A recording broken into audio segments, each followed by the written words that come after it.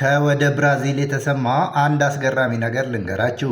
አዴር ሜንዲስ ወይም በሶሻል ሚዲያ ስሙ ዱትራ ጁኒየር ይባላል። በብራዚል የሶሻል ሚዲያ ተጽዕኖ ፈጣሪና ፋሽን ዲዛይነር ነው።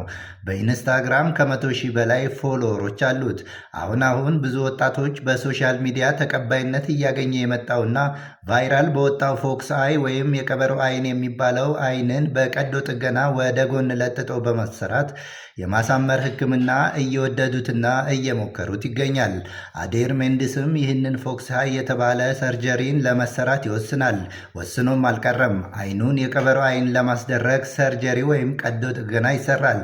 ተሰርቶ እንደጨረሰ ግን ፍጹም ያልጠበቀ ሁኔታ ይገጥመዋል። ሰርጀሪ የተሰሩት አይኖች ኢንፌክሽን ያጠቃቸዋል።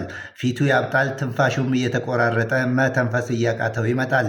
ወዲያውኑ ለተሻለ ሕክምና በአቅራቢያው ወደሚገኝ ሆስፒታል በአምቡላንስ ቢወስዱትም እዛ እንደደረሰ ሊሞት ችሏል። ፖሊስ በሰጠው መረጃ መሰረት አዴር ሜንዲስን ሰርጀሪ የሰራው ሐኪም ከዚህ በፊት በህገወጥ መንገድ ሽያጭ፣ የተጭበረበረ ሰነድ በመሸጥ ሰውን አካል ጉዳተኛ በማድረግ በአጠቃላይ በ6 ከባድ ወንጀሎች ተከሶ እስሩን ጨርሶ የወጣ ሐኪም እንደሆነ ገልጾ የአዴር ሜንዲስ ሞትም የተሳሳተ መድኃኒት ሰጥቶት እንደሆነና እንዳልሆነ እያጣራው ነው ብሏል።